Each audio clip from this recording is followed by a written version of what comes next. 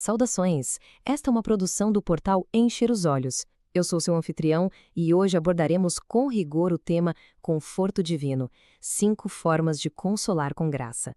É um assunto que cedo ou tarde toca a todos nós e faremos uma análise estruturada para extrair um entendimento prático para a vida. Bem, o nosso roteiro de hoje se divide em 5 pontos essenciais. A gente começa com a fonte do verdadeiro conforto. Depois, vamos explorar os recursos que Deus oferece. Na sequência, vamos entender por que passamos por dificuldades e qual o propósito por trás disso. A partir daí, veremos como a nossa própria experiência pode se tornar uma ajuda real para outras pessoas. E, por fim, como cultivar uma vida que irradia essa paz. Vamos lá? Então, vamos ao nosso primeiro ponto. A base de todo consolo verdadeiro não está em alguma experiência grandiosa no futuro, mas sim num princípio que se vive no dia a dia. No plano teórico, muitos de nós podemos ter a ideia de que a força espiritual é algo que se acumula, sabe? Como uma espécie de reserva de poder para usar lá na frente. Acontece que o princípio bíblico é bem diferente.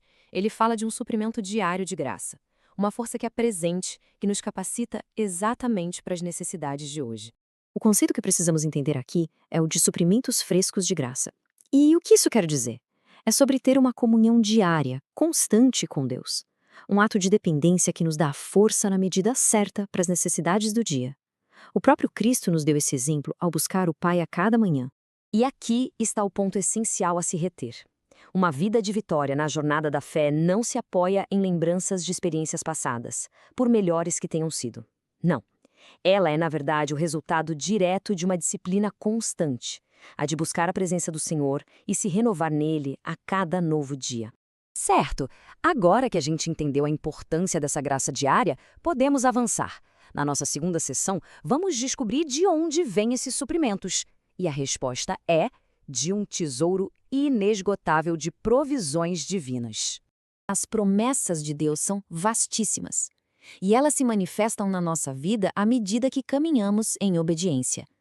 Ele tem recursos para remover os fardos mais pesados, para dissipar a escuridão, para transformar a nossa fraqueza em poder. Ele pode acalmar os medos mais profundos e guiar cada boa aspiração do coração. Isso nos leva a uma reflexão muito importante. Se essas provisões são tão abundantes, por que será que a nossa tendência natural, principalmente nos momentos difíceis, é focar o olhar nas nossas próprias falhas, nas nossas limitações? A chave está numa mudança de perspectiva. Quanto mais a gente se concentra nas imperfeições, mais a fraqueza aumenta. A força sobrenatural é ativada justamente quando se desvia o olhar de si mesmo e se fixa o olhar nas possibilidades ilimitadas de Deus. E essa mudança de foco nos leva diretamente ao coração teológico da nossa análise. Afinal de contas, qual é o propósito maior por trás do sofrimento e do conforto que Deus oferece em seguida? A pergunta que define esta sessão é profunda e precisa ser ponderada. Qual é o propósito redentor da tribulação na vida daquele que crê? Por que Deus permitiria a dor para só então oferecer o seu consolo? A própria Escritura nos dá uma resposta direta e uma resposta que transforma a nossa visão. Esse versículo de 2 Coríntios mostra que o consolo divino tem um propósito duplo. Primeiro, ele nos sustenta.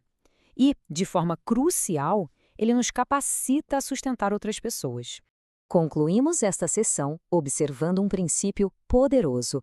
O conforto que recebemos não é um fim em si mesmo. Cada provação, cada dor, carrega o potencial de nos qualificar, de nos dar as credenciais da experiência para ministrar com autenticidade a outros corações feridos. Isso nos leva, claro, à nossa quarta sessão. Como é que essa qualificação se manifesta na prática? Como a dor pessoal pode ser transformada em bálsamo para os outros? É um processo de uma beleza redentora. As mesmas feridas que um dia causaram dor, uma vez que são tocadas e curadas pela graça de Deus, se tornam as nossas maiores credenciais. Elas nos dão uma linguagem de empatia que palavras vazias simplesmente não conseguem alcançar. E aqui, a gente observa algo muito significativo. O perfil de quem é mais eficaz nesse ministério de consolo frequentemente inclui pessoas que suportaram grandes tristezas, que foram amadurecidas pelas aflições e que, no meio de tudo, se apegaram ainda mais firmemente a Deus. Essas pessoas acabam se tornando testemunhos vivos. Elas são a prova encarnada do cuidado de um Deus que trabalha em todas as circunstâncias, seja na escuridão ou na luz, para o bem daqueles que o amam. A aplicação prática nos mostra como essa jornada de transformação nos leva ao nosso último ponto. Como podemos cultivar essa característica na nossa vida? Vamos ver agora como é uma vida que de fato irradia paz e consolação. O princípio fundamental é o seguinte: o conforto divino opera sob uma lei de multiplicação. Ele não cresce quando o acumulamos para nós, mas sim quando o distribuímos. Fomos feitos para sermos canais por onde a graça flui e não reservatórios onde a água fica parada. Uma vida consagrada a este ministério começa a mostrar qualidades bem visíveis. Ela é marcada pela pureza de intenção, pelo tato nas relações, pela simplicidade, pela utilidade, um amor que busca o bem do outro e, acima de tudo, por estar cheia da presença de Cristo. De forma bem prática, isso tudo se resume em 3 ações essenciais. Primeiro, a disciplina de buscar a Deus todo dia. Segundo, a iniciativa de olhar ao redor e consolar ativamente alguém que precisa. E terceiro, a sabedoria de não apenas dar um conselho humano, mas de apontar as pessoas para o verdadeiro portador de fardos, que é Cristo. Portanto, a mensagem central de toda essa nossa reflexão é um chamado para desviar o olhar, não para as imperfeições que só paralisam, mas sim para fixar os olhos em Cristo, a luz do mundo. Nele não há treva alguma. Que este conteúdo ajude a encher seus olhos com o que é eterno, e que Deus lhe abençoe e guarde de todo o mal.